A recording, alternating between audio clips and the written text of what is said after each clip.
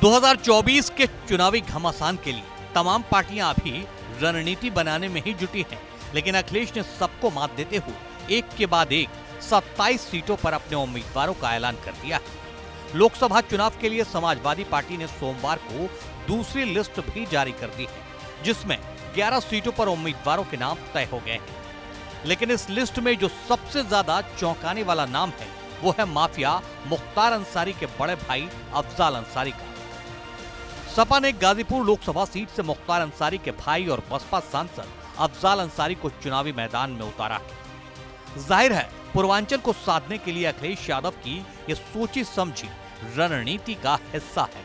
अफजाल के बहाने अखिलेश 2024 में पूर्वांचल की 4 सीटों को साधने की जुगत में है, क्योंकि गाजीपुर, मऊ, वाराणसी और घोसी में अभी भी अंसारी ब्रदर का दबदबा माना जाता है। अफजाल अंसारी 5 बार विधायक और 2 बार सांसद रह चुके हैं। 1985 में मोहम्मदाबाद से पहली बार सीपीआई से विधायक बने, उसके बाद 1996 तक लगातार 5 बार विधानसभा में पहुंचते रहे। हालांकि साल 2002 के विधानसभा चुनाव में अफजाल अंसारी हार गए, लेकिन 2004 के लोकसभा चुनाव में उन्हें गाजीपुर संसदीय सीट से समाजवादी पार्टी ने टिकट दे दिया। इस चुनाव में अफजाल अंसारी ने बीजेपी के खिलाफ जीत दर्ज की। इसके बाद अफजाल अंसारी 2009 और 2014 में चुनाव लड़े, लेकिन हार गए। 2019 में बीजेपी के मनोज सिन्हा को हराकर लोकसभा में पहुंचे, लेकिन दुर्भाग्य ने उनका पीछा नहीं छोड़ा।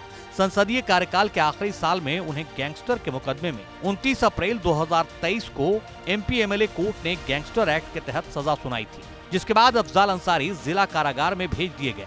हाई कोर्ट से जमानत मंजूर हो गई थी। इसके बाद 27 जून 2023 को बाहर आए और फिर सुप्रीम कोर्ट की शरण में चले गए, जहां से उनकी लोकसभा की सदस्यता बहाल कर दी गई। लेकिन 2004 की सियासी जंग में अफजाल अंसारी हाथी से उतरकर साइकिल पर सवार हो गए हैं।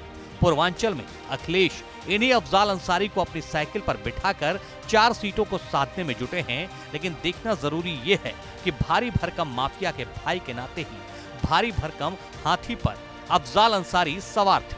अब सवारी बदल चुकी है, तो कहीं अफजाल पूर्वांचल में अखिलेश की साइकिल पर सवार होकर उसे पंचर न कर दें।